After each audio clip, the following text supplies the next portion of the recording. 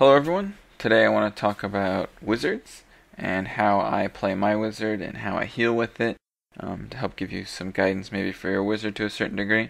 So first I want to talk about how I heal on my wizard. I use Hydra to heal with the affix Life on Kill, and how this works is when you place a Hydra, as you can tell, it has 3 heads.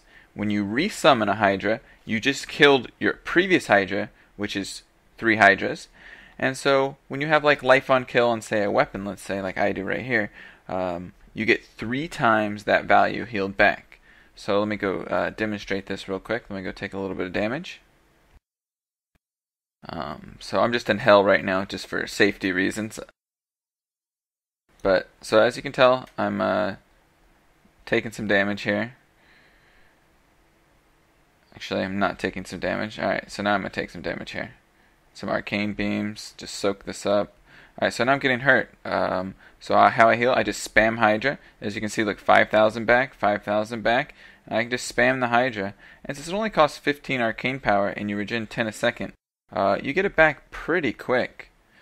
So you can almost be able to keep yourself up endlessly to a certain extent as long as you're not taking too much damage. Especially when you have force armor later on.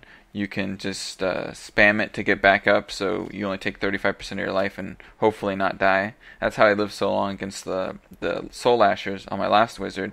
I just kept spamming Hydra to heal myself up, and if I do get in trouble, I just wormhole away and then spam Hydra in a safe location. Alright, so now that we talked a little bit how I heal up with Hydra, let's take a quick look at my build. My build right now is made for kiting. I use Blizzard to slow. I use the reduced cost rune, Snowbound, so I can actually spam it to a certain extent, because when you use any other rune, 45 arcane power is a lot, and you can't lay a proper field of Blizzard to kite. Use Diamond Skin with the extra absorb, just for those oh shit moments when you drop down low and you can't spam Hydra at that moment, or you need to wormhole out. It can just save you in those clutch situations. And plus it just blocks damage, period. Energy armor, I typically use force armor for high level progression when I know mobs like in Act 3 like the Soul Lashers or Hulking Phase Beasts are going to crank me for more than 1/3 of my life. But if I know mobs are going to hit me for less than 1/3, let's say Act 1 Inferno, maybe some Act 2 Inferno as well, I use Prismatic because my resists are high enough that it's a better reduction in damage. And lastly, you gotta have Hydra, as I previously mentioned, for the healing, and Venom Hydra is pretty much the best one to use. It lays a pool of acid, so if mobs stand still or are chasing you and you keep placing it in front of you, it'll hurt them. I use Wormhole just for the ability to escape. Fracture's okay, but if there's some mobs I really just don't want to fight, I pretty much can Wormhole out and probably de-aggro them or get to a safe spot. That's the main idea with that. I use Shock Pulse because it's pretty much the highest damage AoE that you don't really have to target that well with either. Yeah, so it's pretty much all about that one. I use Illusionist so I can reset my teleport if I'm getting hit hard and I need to teleport quicker. Blur, just to take less damage. I mean, less damage the better to heal up with Hydra. And the last one can be a toss-up. I like Galvanizing Ward because the HP per second isn't too bad. Because if you get hit and you're kiting for a long distance, it adds up over time. There are a few other options. I tried Arcane Dynamo a little bit, but I didn't like it because I spammed Hydra to heal, so I felt it was inefficient, and I would always kill the spell that had the boost. Cold-Blooded isn't too bad, but it only affects Blizzard because all my other spells aren't cold damage. You can do Evo to lower cooldowns, isn't too bad of an idea for the Diamond Skin. Glass Cannon actually isn't a bad idea as well, because you only lose 10% armor and resist. It's not too bad, especially if you're using force armor at that point, and you're going to get clunked to 1/3 anyways.